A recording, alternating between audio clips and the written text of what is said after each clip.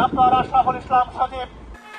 দ্বিতীয় দফে অনুষ্ঠিত হতে যাওয়া উপজেলা নির্বাচনে পেকু উপজেলা চেয়ারম্যান পদে প্রতিদ্বন্দ্বিতা করছেন কক্সবাজার জেলা আওয়ামী লীগের সাবেক নেতা ডক্টর আশরাফুল ইসলাম সজীব। নির্বাচনের দিন ঘনিয়ে আসার সাথে সাথে বেড়েছে এই প্রার্থীর ব্যস্ততা। রাত দিন এক করে ছুটছেন ভোটারদের ধারে ধারে। আগামীর পেকুয়াকে সুন্দর করে ঢেলে সাজানোর পরিকল্পনা নিয়ে ভোটারদের সাথে প্রতিদিন মিলিত হচ্ছেন তিনি। এদিকে শিক্ষিত ও তরুণ সমাজের প্রতিনিধি হিসেবে তাকে নিয়ে আশাবাদী স্থানীয় বাসিন্দারা। ডক্টর আশরাফুল ইসলাম সজীব শিক্ষিত ও ক্লিন ইমেজের ব্যক্তি। তিনি উপজেলা চেয়ারম্যান নির্বাচিত হলে উন্নয়নের মাধ্যমে পেকুয়ার আমূল পরিবর্তন ঘটবে বলে জানান রাজনৈতিক নেতাকর্মীরা।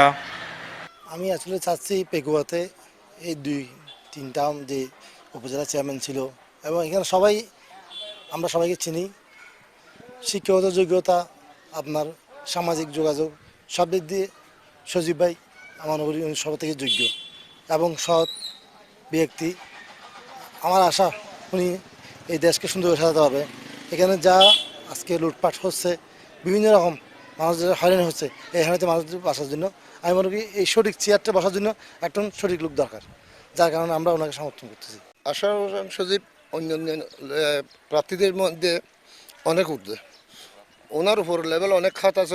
আমার জানা মতে উনি এখানে যেগুলো দুর্নীতি হচ্ছে ওনার কারণে ওগুলো হবে না, ঠিক আছে? সেই জন্য আমরা ওনাকে পছন্দ করে নিয়ে আসছি। ভূমিদস্যুতা বন্ধ, যানজট নিরসন ও আইনশৃঙ্খলা পরিস্থিতির উন্নতি সহ নানা পরিকল্পনার কথা জানান ডক্টর আশরাফুল ইসলাম সজীব।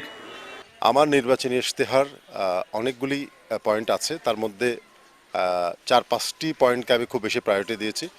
একটা হচ্ছে পেকুয়াতে মারাত্মক লেভেলে ভূমিদস্যুতা বেড়ে গেছে, মানুষের জায়গা সম্পত্তি দখল বেদখল বেড়ে গেছে। এই জিনিসটি আমি 1 মাসের মধ্যে যদি আমি নির্বাচিত হতে পারি প্রশাসনকে সাথে নিয়ে, আমি যাদের ভূমিদস্যুতা ভূমি জায়গা দখল হয়েছে তাদেরকে সমূল উৎপাটন করব 1 মাসের মধ্যেই, এবং তাদেরকে আইনি সহায়তা দিয়ে তাদের জায়গা, যারা নিরীহ মানুষ তাদেরকে ফেরত দেওয়ার চেষ্টা করব, 1 নম্বর।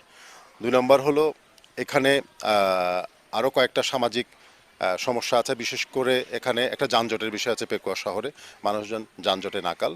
এইটি আমি 1 মাসের মধ্যে সমাধান করব ইনশাল্লাহ। এটা আমার 1 মাসের ক্র্যাশ প্রোগ্রাম, প্রথম যে কয়েকটা দিনের মধ্যে আমি করব।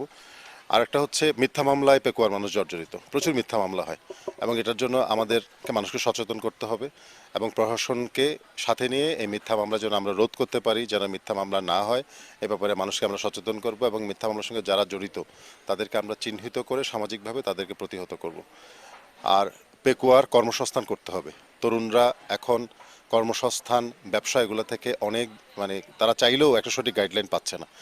আমাদের এনজিও এবং অন্যান্য সরকারি সংস্থার মাধ্যমে, আইএলওর মাধ্যমে এখানে প্রায় 3000 তরুণকে আমি ট্রেন আপ করব, যাদের মধ্যে কিছু মানুষের কর্মসংস্থান হবে, যারা স্টার্ট আপ করতে পারবে। তাহলে বেসরকারি পর্যায়ে একেবারে প্রতি বছর 1000 তরুণকে কর্মসংস্থান করার একটা পরিকল্পনা আমার আছে। 5 বছরের মধ্যে 5000 তরুণকে আমরা কর্মসংস্থানের দিকে ধাবিত করব। পেকুয়াকে সাজিয়ে তুলব। পেকুয়াতে কোনো হোটেল নেই, কোনো ভালো বিনোদন কেন্দ্র নেই। পেকুয়াতে মংনামা নৌঘাট যেটা নেভালের মতো যেটা হয়েছে, মংনামাতে মাননীয় প্রধানমন্ত্রীর নামে নৌঘাটি হয়েছে। এখানে একটা বিশাল 100টা মানুষ কর্মসংস্থান করতে পারে এরকম একটা কর্মযোগ্য আমরা করব। সেখানে রেস্টুরেন্ট হবে, সেখানে হোটেল হবে। পেকুয়াতে ইসলামিক ট্যুরিজমের জন্য একটা শোলাকিয়ার মতো একটা বড় একটা মাঠ হবে, সেখানে ইসলামিক রেপ্লিকা থাকবে। ইসলামিক ট্যুরিজম প্রমোট করব আমরা এখানে। এর পাশাপাশি অন্যান্য ধর্মের মানুষের স্বাধীনতা, তাদের বেড়ে ওঠা, হিন্দু বৌদ্ধ খ্রিস্টান যারা আছে সবাইকে নিয়ে একটা ঐক্যবদ্ধ পেকুয়া এবং উন্নয়ন ডেভেলপমেন্ট আমরা করব, এবং পেকুয়া আইন শৃঙ্খলার লাগাম টেনে ধরব।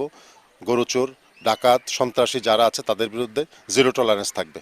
আমি 1 পয়সা দুর্নীতি করব না। এখানকার বেড়িবাঁধ নির্মাণ করার জন্য মাননীয় প্রধানমন্ত্রীর সঙ্গে প্রয়োজনে দেখা করব। স্থায়ী বেড়িবাঁধ চাই। আমার এলাকার মানুষ বন্যাতে আর বৃষ্টিতে যেন কষ্ট না পায়, আমি এটির ব্যবস্থা করব ইনশাল্লাহ। পেকুয়াতে এখনও 35 বছর আমার বাপারা যখন চেয়ারম্যান ছিল ওই সময়ে যেরকম মাটির রাস্তা, এখনও সেরকম কিছু কিছু মাটির রাস্তা আছে। এটা একটা খুবই দুর্ভাগ্যজনক। সাবেক যোগাযোগ প্রতিমন্ত্রী শ্রদ্ধেয় সালাউদ্দিন সাহেবের সময় যে ডেভেলপমেন্ট হয়েছে, এরপরে আমাদের এই সরকারের আমলে প্রচুর বড় বড় মেগা প্রজেক্ট হয়েছে, বড় বড় রোড হয়েছে, কিন্তু গ্রামাঞ্চলের যে সড়কগুলো এগুলোর কোনো ডেভেলপমেন্ট হয় নাই। আমি চেষ্টা করব, গত 15 বছর যেহেতু কাজ হয় না, এগুলো সবগুলো একটা বিশাল যানজট পেকে গেছে।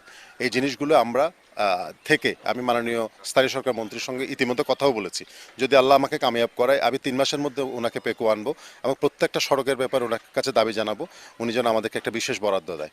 আর যদি উনি না করে প্রধানমন্ত্রীর কাছে গিয়ে বরাদ্দ আমি নিশ্চিত করবো ইনশাল্লাহ।